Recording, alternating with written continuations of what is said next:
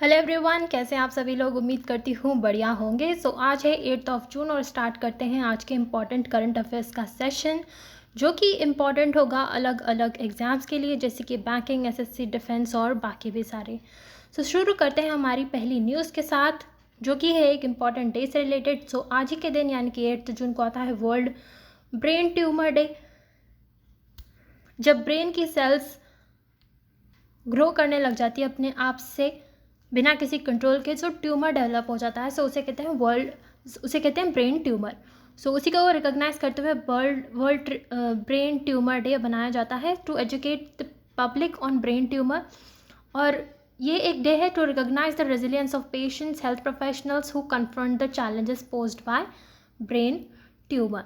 जो भी पेशेंट्स हैं जो कि इससे फेस कर रहे हैं, या फिर जो भी हेल्थ प्रोफेशनल्स हैं जो कि उन्हें हेल्प करते हैं इन सारे चैलेंजेस से कन्फ्रंट करने के लिए, उन्हीं के पेशेंट्स को रिकॉग्नाइज करने के लिए ये वाला डे हम रिकॉग्नाइज करते हैं। थीम है ब्रेन हेल्थ एंड प्रिवेंशन।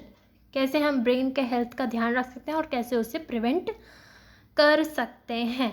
देखो, ऐसे 2 8 बनाएंगे तो कुछ ट्यूमर जैसे लगते हैं ना। ये हो गया 8 और छिछी है एकदम, मतलब नहीं होना चाहिए यार किसी को।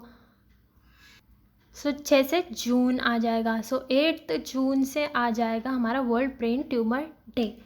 ठीक है, और इस तरह से सिंपल तरीके से हमें ये याद भी हो गया। बढ़ते हैं अगले डे पे, जो कि आता है वर्ल्ड ओशन डे। ये भी आज ही के दिन आता है और थीम रही awaken new depths to remind the major role oceans play in our lifes. Oceans का कितने सारे फंक्शंस होते हैं, कितना मेजर रोल होता है हमारी लाइफ में, उसी चीज़ को रिमाइंड करने के लिए लोगों को वर्ल्ड ओशन डे मनाते हैं। ऐसे 2 ओशन बना लेना, 8 बन जाएगा।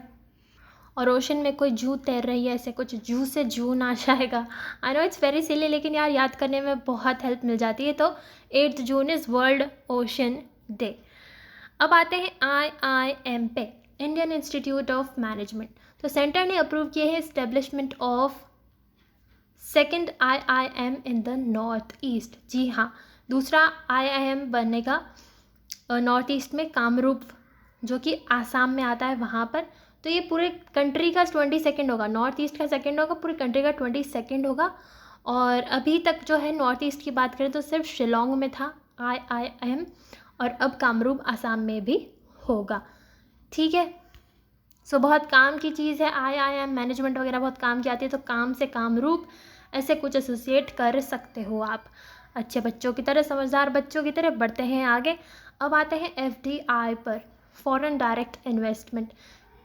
जब भी बाहर से कोई हमारे कंट्री में इन्वेस्ट करता है किसी प्रॉपर्टी में या किसी बिजनेस में, उसे कहते हैं FDI, foreign direct investment. India को हाईएस्ट FDI मिला 2023-24 में फ्रॉम सिंगापुर। जी हाँ, सिंग करते हुए, गाना गाते हुए उन्होंने बहुत सारा इन्वेस्टमेंट जो है इंडिया में किया। उसके बाद आया मॉरिशस। ठीक है, और 2018-19 से ही Singapore has been the largest source of such investments. ये भी हमें बात याद रख लेनी है। सिंपल सी न्यूज़ है, ज़्यादा कुछ देखने का है नहीं, हमें यही बात याद रख लेनी है। अब बढ़ते हैं गोल्डन राइस पर और बीटी ब्रिंजल पर। अब ये क्या है और ये क्यों न्यूज़ में रहे, तो अभी हम बताते हैं। फिलीपीन का जो कोर्ट है, उन्होंने कहा कि भाई जो ये जेनेटिकली मॉडिफाइड गोल्डन राइस होते हैं या बीटी ब्रिंजल होते हैं, बेसिकली उनके जीन्स में कुछ मॉडिफाई करके फिर नए तरीके के राइस या ब्रिंजल बनाया जाता है, जैसे कि वो पेस्ट रेजिस्टेंट होगा, या उसमें कुछ ऐसा प्रोटीन या एक्स्ट्रा न्यूट्रिएंट डाल देंगे जो कि काफ़ी मतलब कुछ फ़ायदा देता हो, तो उन्हें हम कहते हैं जेनेटिकली मॉडिफाइड। वो कुछ भी हो सकता है, राइस हो सकते हैं, ब्रिंजल हो सकता है, कॉटन की क्रॉप हो सकती है, कुछ भी हो सकता है। वहाँ पे पहले अलाउ किया था, हालांकि फिलीपींस ही पहली कंट्री था जहाँ पे कमर्शियल यूज़ अलाउ किया था गोल्डन राइस का, जिसको लोकली मालूसोग राइस भी कहते हैं। और अब वही कोर्ट जो है इस राइस को कमर्शियल पर्पसेस के लिए यूज़ करने से मना कर रहा है फॉर सेफ्टी कंसर्न्स। यही बात रही। अब बात निकल के आ रही है कि भाई इसका सेफ्टी का कुछ भरोसा नहीं है एनवायरनमेंट के लिए या फिर चाहे लोगों के लिए, तो इस पर ऐसा रिस्क नहीं ले सकते। यही सोचते हुए फिलीपींस के कोर्ट ने कहा कि इसका यूज़ बंद करो। अलाउ क्यों किया था भाई पहले? पहले इसलिए अलाउ किया था कि भाई हमारे साउथ ईस्ट एशिया या साउथ एशिया वाले रीजन में काफ़ी बच्चों को ब्लाइंडनेस की प्रॉब्लम होती है और वो होती है विटामिन ए की डेफिशिएंसी की वजह से। तो it had allowed golden rice to combat childhood blindness. अब गोल्डन राइस कैसे हेल्प करता है ब्लाइंडनेस से डील करने में, तो उसमें एक ब्राइट येलो ऑरेंज, उसका actually bright yellow orange colour होता है। वो आता किससे है, वो आता है एडेड बीटा कैरोटीन से। ये एक चीज़ उसमें ऐड की जाती है बीटा कैरोटीन, उसी वजह से इसका ब्राइट येलो ऑरेंज कलर होता है और इसलिए इसे गोल्डन राइस बोलते हैं। अब ये जो बीटा कैरोटीन होता है ये एक पिगमेंट होता है जो कि बॉडी में जाने के बाद विटामिन ए में कन्वर्ट हो जाता है, ठीक है। और ये विटामिन ए बहुत ज़रूरी होता है हमारी आंखों के लिए, विजन के लिए, हमारे इम्यून सिस्टम के लिए, रिप्रोडक्टिव हेल्थ के लिए, नॉर्मल ग्रोथ और डेवलपमेंट के लिए, बहुत सारी चीज़ों के लिए विटामिन ए बहुत बहुत इम्पॉर्टेंट हो जाता है। तो क्या नॉर्मल राइस में ये चीज़ नहीं मिलती है? तो भाई मिलती तो है, लेकिन वो प्लांट में होती है, ग्रेन में नहीं होती। जो वो दाना होता है ना चावल का, उसमें नहीं होती है, प्लांट में होती है। और गोल्डन राइस में हम इस तरह से उसको मॉडिफाई करते हैं कि उसके ग्रेन में भी होता है। तो इसलिए इस चीज़ को अलाउ किया गया था पहले, लेकिन अब लगा कि भाई इसका एनवायरनमेंट पे या लोगों पे पता नहीं कैसा असर पड़ सकता है, हमें कुछ पता नहीं है, सो इतना बड़ा रिस्क नहीं लेना चाहिए और इसका कमर्शियल यूज़ मना कर दिया। डेवलप किसने किया था गोल्डन राइस को? तो वो किया था Philippines based international rice research institute. एक तो इंटरनेशनल राइस रिसर्च इंस्टीट्यूट है जो कि फिलीपींस में ही है, और साथ में फिलीपींस राइस रिसर्च इंस्टीट्यूट, इन दोनों ने मिलकर इसे डेवलप किया था, ठीक है।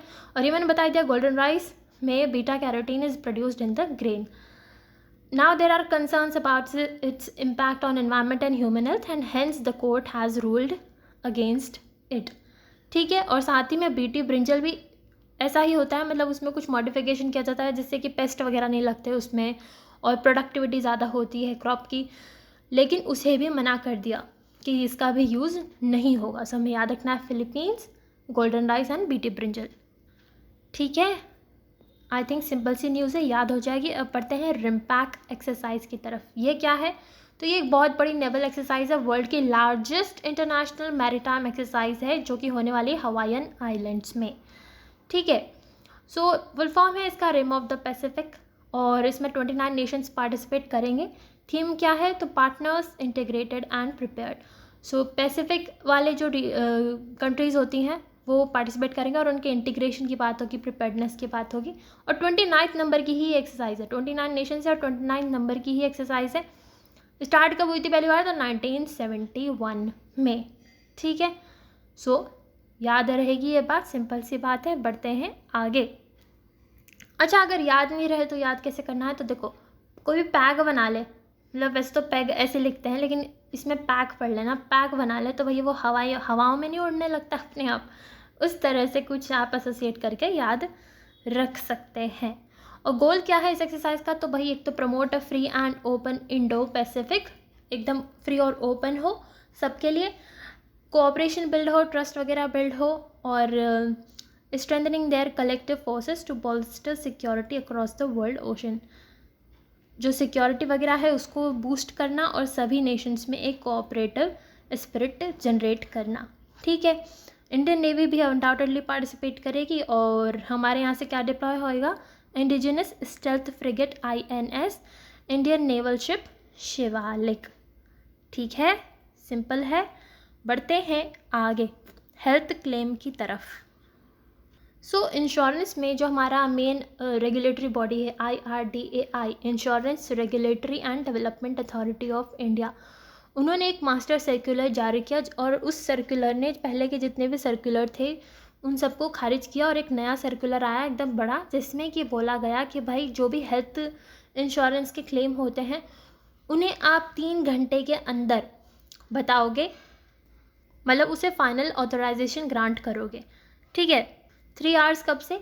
जैसे कि मान लो कोई पेशेंट आता है और उसका ट्रीटमेंट वगैरह होता है, उसके बाद जब उसको डिस्चार्ज करना होता है तो जो पैसे देने होते हैं, तो जब इंश्योरेंस हमने ले रखा होता है तो इंश्योरेंस वाले ही हॉस्पिटल को वाला पैसा देते हैं। अब कभी कभार उस प्रोसेस में इतना टाइम लग जाता है कि हमें और ज़्यादा रुकना पड़ जाता है हॉस्पिटल में, तो ऐसा ना करते हुए उन्होंने कहा जब एक बार डिस्चार्ज दे दें उसके 3 घंटे बाद तक, उसके जस्ट 3 घंटे बाद में जो है फाइनल ऑथराइजेशन दे देना है, यानी कि एकदम फाइनल बोल देगी इंश्योरेंस कंपनी कि हाँ भाई हम ही देंगे पैसा, ताकि हॉस्पिटल जो है हमें वहाँ से डिस्चार्ज कर दे। नहीं तो एडिशनल चार्ज जितना भी लगेगा हॉस्पिटल का वो इंश्योरर ही बॉन्ड बियर करेगा, यानी कि जो इंश्योरेंस कंपनी होगी वही देगी। तो ये काफ़ी अच्छी बात है, क्योंकि कई बार क्या होता है, इंसान उस टाइम ऑलरेडी इतना परेशान होता है हेल्थ के कारण और इन चक्करों में और पड़ जाता है, तो वो काफ़ी एक मेंटल टोल होता है, एक इमोशनल टर्मोइल वाली सिचुएशन हो जाती है जो नहीं होनी चाहिए। और ये भी कहा कि 100% कैशलेस क्लेम सेटलमेंट की तरफ जाने के लिए आप एफर्ट्स लगाओ, और डेडलाइन दी 31 जुलाई को कि भाई इस तारीख तक जो है आपका ये वाला सिस्टम इन प्लेस हो जाना चाहिए। ठीक है, सिंपल सी बात है। और मान लो अनफॉर्चुनेट केस में किसी की डेथ हो जाती है, तो इमीडिएटली कोशिश करो कि उसको क्लेम जो है सेटल वहीं के वहीं फटाफट हो जाए। और अगर किसी का क्लेम अलाउ नहीं करना है, उसे नहीं देना है, तो एकदम प्रॉपर एक जो क्लेम रिव्यू कमेटी बैठाई जाएगी उसके लिए कि क्यों नहीं दिया जा रहा, और वो जब बोलेगी कि नहीं भाई क्लेम नहीं दे सकते, तभी रेप्यूडिएट होगा वो वाला क्लेम। और क्यों नहीं दिया गया क्लेम, वो सब भी क्लेमेंट को बताना बहुत ज़रूरी है। और मान लो क्लेमेंट को लगता है, जो पॉलिसी होल्डर है उसको लगता है कि भाई कुछ गड़बड़ हुई है मेरे साथ, ये नहीं होना चाहिए था, तो वो जो एक ओम्बुड्समैन बना रखा है कि जहाँ पे आप कंप्लेंट फाइल कर सकते हो इंश्योरेंस से रिलेटेड, उसके पास वो कंप्लेंट डाल सकता है। और अगर ओम्बुड्समैन कहता है कि भाई इंश्योरेंस कंपनी ने कुछ गलत किया है और आप उनको पैसा दो, तो उनका जो भी वो आएगा, फैसला आएगा, उसके 30 दिन के अंदर जो है उन्हें वो पैसा दे देना है, नहीं तो हर दिन 5,000 रुपये देने पड़ेंगे।